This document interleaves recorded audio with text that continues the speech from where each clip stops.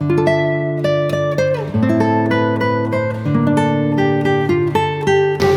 Allah sudah menghitung, ini tidak bisa lagi ada tarik ulur. Kalau Allah sudah menekankan perhitungan, maka yang pasti tidak ada ya rekayasa tipu daya yang kita lakukan seperti di dunia.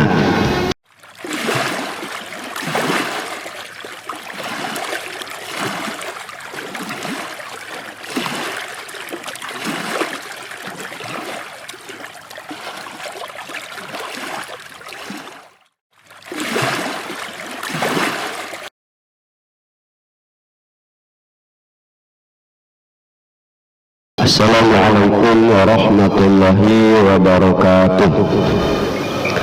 A'udzu billahi minasyaitonir rajim. Bismillahirrahmanirrahim. Ya ayyuhalladzina amanu taqullaha wal tanzur nafsum ma qaddamat lighad wattaqullaha innallaha khabirum bima ta'malun. Hamdan wa syukran lillah wassalatu wassalamu ala rasulillah man la nabiyya ba'dah. Allahumma salli ala Muhammadin awwalu makhluqatika nur min nuri dhatika nabika wa rasulika rahmatan lil alamin. Amma ba'du, Bapak Ibu, orang-orang tua saya yang saya muliakan, hadirin dan hadirat yang berbahagia dan yang dirahmati Allah, begitu juga kaum muslimin dan muslimat dimanapun berada. Puji dan syukur marilah senantiasa kita panjatkan ke hadirat Allah Subhanahu wa ta'ala, serta salawat dan salam kepada junjungan kita Nabi besar Muhammad sallallahu alaihi wasallam yang sangatlah kita harapkan syafaat beliau di yaumil akhirah. Pada hari ini, ya pagi hari ini kita bicara muhasabah. Ya, muhasabah ini introspeksi kalau bahasa orang keren sekarang ini. Kalau bahasa orang dulu ya memperhitungkan. Kita tahu di dalam kehidupan kita ini ada tuntutan bahwa perhitungan itu akan terjadi dalam diri kita. Di akhir surah Al-Ghasyiyah ya kita sering mendengar, apalagi kalau laki-laki sholat Jumat ya, ada anjuran itu baca Al-Ghasyiyah, inna ilaina iyabahum thumma inna alaina hisabahum. Sesungguhnya kami ya pada kamilah mereka akan kembali. Apakah lepas dari itu saja? Tidak. Ternyata summa inna alaina hisabahum, dan sesungguhnya kamilah yang akan memperhitungkan. Kalau Allah sudah menghitung, ini tidak bisa lagi ada tarik ulur. Kalau Allah sudah menekankan perhitungan, maka yang pasti tidak ada ya rekayasa tipu daya yang kita lakukan seperti di dunia. Itu transparan, mutlak, dan berbagai macam kesaksian terjadi, baik anggota badan, baik bumi, ya baik hari yang kita jalani, semuanya akan menjadi saksi. Malaikat juga terlibat, sehingga untuk merekayasa satu nilai kedustaan, kejahatan, keburukan, dosa dan maksiat itu tak bisa kita upayakan menutupinya. Maka itulah selagi kita masih hidup ini, bikinlah perhitungan. Di dalam surah Al-Hasyr ayat 18 ya, para ulama mentafsirkan, ya ayyuhalladzina amanu taqullaha wal tanzur nafsum ma qaddamat lighad. Wahai orang-orang yang beriman, bertakwalah pada Allah, hendaklah setiap diri memperhatikan apa yang akan diperbuat hari esok. Besok itu apa yang mau diperbuat, perhatikanlah. Ini maknanya adalah menghitung, muhasabah, introspeksi. Apa yang akan dibikin besok, apakah akan sama seperti yang semalam, ataukah lebih baik dari itu? Nah, itu yang kita punya diri. Apalagi di hadis Nabi dikatakan ad-dunya mazra'atul akhirah, dunia ini adalah ladang untuk menanam. Walaupun sebagian ulama juga mengatakan ibarat dagang. Kita ini kan beramal, ada hitung-hitungan dagangnya. Kalau memang kita boleh ya memberikan satu perbandingan. ada modal, itulah amal wajib. Ada hal-hal yang dapat menguntungkan, itulah amal sunnat. Kita saja dagang, tentunya modal harta kita itu kalau tidak kita perhitungkan ya habis-habis gitu saja dia. Ya, ketika kita tahu ada kerugian, kita akan sejenak ya berpikir untuk apa, menutupi bagaimana supaya bisa memperoleh keuntungan. Itu kan sudah hitung-hitungan dia. Jadi kenapa kadang-kadang urusan dagang seperti ini tidak kita memberikan satu perhitungan kepada amal perbuatan kita, ya, agar tidak ada kelalaian dalam hidup yang kita jalani ini. Ya, maka itu kan kalau kita lihat ya seperti digambarkan Nabi, ya, malid dunyaka ka'annaka ta'ishu abada wa amali akhiratika ka'annaka tamutu ghadda. Itu kan adanya nilai kesungguhan pada dua sisi kehidupan. Berbuatlah kamu untuk duniamu seakan-akan kamu hidup selama-lamanya. Itu kan menggambarkan bagaimana semangat kita untuk mengisi dunia kita ini ya dalam rangka mendapatkan manfaat. Dan ketika kita mengisi akhirat kita, ya kita merasa umur kita pendek sehingga ada kesungguhan. Ini yang sebenarnya menjadi satu nilai tekanan pada nilai mental rohani kita, spirit kita itu. Inilah yang diinginkan di dalam kehidupan. Maka itu orang-orang yang memperhitungkan sementara umur tidak bisa ditarik lagi, dia berjalan terus menuju pada satu titik. Ya, maafnya nih kalau mungkin kasarnya walaupun ya, memang benar secara real, kita ini kan keluar dari satu lubang menuju ke lubang yang lain, kan seperti itu dia. Cuma bahasa halusnya keluar dari rahim ibu kita menuju kepada tanah yang bakal terbuka untuk masuk mayat kita, kan seperti itu kalau kita lihat perjalanan ini kan. Ya, cuma kalau bahasa yang pertama tadi agak kurang enak, tapi begitulah nyatanya secara kasar kita bilang. Keluar dari rahim, berjalan menjalani hidup, di depan kita sudah menunggu lubang kubur kita. Sementara di dalam itu ada tuntutan, ya, amal, gudang amal.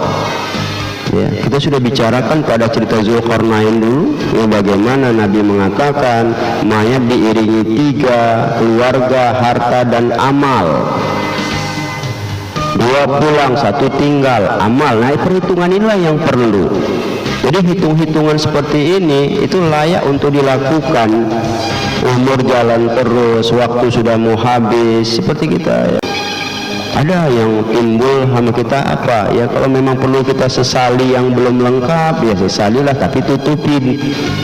Kalau ada yang kita bilang perlu disempurnakan ya kita sempurnakan apa yang kita bikin. Nah, itulah muhasabah itu. Pada titik di mana kita berhitung tentang dosa dan ya kebaikan, tentang taat dan maksiat, itu yang perlu. Kalau kita lihat sejarah orang-orang dulu, ya, Umar bin Khattab yang dikenal dengan pernyataannya hasibu anfusahum qabla an tuhasabu, hitunglah diri kamu itu sebelum kamu diperhitungkan. Itu yang masyhur ya. Umar orang besar, Umar orang yang dijamin masuk surga, tapi itu yang dia lakukan, dia bikin pernyataan dan dia perbuat. Konon Umar itu setiap malamnya, asal malam sudah mulai menyelimuti, dia pun bangun. Apa yang di luar dia bikin? Itu tapak kakinya dipukulnya pakai tongkat. Hari ini apa yang sudah kau bikin, katanya. Ya. Dia orang yang adil. Semua mengakui susah mencari cacat dan celah Umar bin Khattab. Tapi itulah muhasabah dia setiap malam, dia pukul tapak kakinya itu. Tadi siang apa itu kau bikin? Hari ini apa sudah kau perbuat? Kita apa coba? Ini kalau kita lihat, kita ini kadang apa? Apalagi seperti ya maaf Ramadan baru berakhir, merasa kemenang, merasa berhasil, sukses, tapi di dalam kelalaian. Cobalah, apa itu namanya muhasabah? Ini yang kadang-kadang terbalik, cara berpikir itu terbalik dia. Harusnya menangis, kenapa? Masih banyak Ramadan ini kurang saya ya, masih banyak, aduh ya Allah, sampai apa tidak Ramadan yang akan datang ini. Nah, bisa jadi seperti itu. Itu yang harusnya dijadikan satu perasaan yang kuat. Namun tak mungkin lagi Ramadan itu akan kembali lagi kecuali tahun depan. Ya, kalau saya sampai. Kalau gitu apa yang harus saya perbuat menjelang Ramadan yang akan datang ini? Nah, apa yang harus saya tutupi dia? Nah, itu yang harusnya menjadi satu nilai muhasabah itu. Jadi akhirnya apa? Nilai kebaikan-kebaikan itu menjadi satu fokus dia dalam segala sisi kehidupan. Ya, kita tidak mau ya, kita ini kan kadang seperti digambarkan tadi, hitung-hitungan dagangnya kan kuat ya.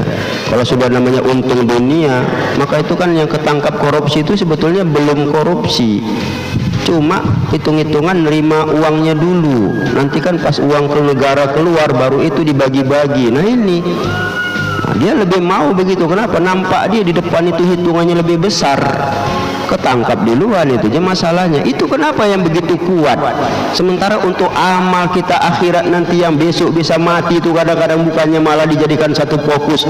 Ya seperti yang pernah kita bicarakan, Zulkarnain melihat satu kaum di dekat rumah mereka ada lubang kubur, hidup sederhana, amalnya kuat, tapi setiap mau berbuat apa yang mereka lakukan, mereka duduk di lubang kubur, dekat lubang kubur itu. Besok umur saya belum tentu, ya ini hari belum tentu, ya saya sampai esok hari. Ini hari saya punya kesempatan berbuat kebaikan, apalagi yang belum saya perbuat, dan saya harus berbuat sebaik mungkin, karena kalau besok saya masuk kemari saya akan berhenti beramal, rugi kali rasanya. Nah itu, nah seperti itu muhasabah itu. Ya, kita kadang cuek aja lewat kuburan, cuek nengok orang mati ketawa-ketawa, macam lah kita bilang kadang-kadang, nggak mikir. Kecil kali muhasabah itu. Ahnaf bin Qais ketika dia lalai, dia dekati api ya, lampu yang bersumbu itu, dia letakkan tangannya di situ sampai merah baru dia tarik. Ahnaf, kau tahu apa yang kau rasakan? Siap nggak kau akan merasakan ya seperti ini yang tidak akan lebih dari ini, yang lebih ya tidak akan pernah berhenti nanti di akhirat. Mengapa kau berhenti beramal? Mengapa kau lalai? Nah, sampai begitu. Ada seorang yang sedang ikut berjihad, ya, ikut berjihad, lagi berjihad gitu, terpandangnya aurat seorang perempuan, ditamparnya matanya itu. Dia katakan, mengapa kau semangat kepada yang bisa mencelakakan dirimu? Nah, begitu. Awak nengok begitu, udah kurang puas kan? Semua mau ditengokin, coba lah. Kadang-kadang urusan menghitung-hitung seperti ini kan harusnya menjadi satu pertimbangan. Abu Talha, ya, di dekat masjid Nabi itu dia punya kebun, indah kali kebunnya, luas. Dia pernah duduk melihat kondisi kurmanya itu, senang dia nengok kebunnya. Masuk asar lalai dia. Wah, kesal kali rasanya dia dari perbuatan itu. Dia datangi Nabi, dia sedekahkan kebun itu, hasilnya dia infakkan, dia tolong orang lain. Itulah yang menutupi. Padahal cuma lewat sholat asar sikit aja. Kita lewat sholat asar dekat maghrib pun tenang aja kadang-kadang, coba lah. Kemana lagi mau dibilang? Ya, luar biasa. Seorang yang solih, ya, ketika dia lalai, dia pergi ke gurun pasir pada waktu terik matahari. Dia buka bajunya, tinggal celana panjangnya itu, dia berguling-guling di situ lama, jadi panas terik itu. Nah, kau rasakan badan ini ya, panasnya ini. Ini belum lagi neraka jahanam yang lebih dari ini. Apakah kamu jadikan badanmu itu bangkai di malam hari dan pengangguran di siang hari? Begitu dia tekankan ke badannya itu. Arti bangkai itu apa? Tidur sampai lewat subuh kadang, coba lah. Habis malam itu macam mayat kita tertidur. Nah, ini kan perhitungan.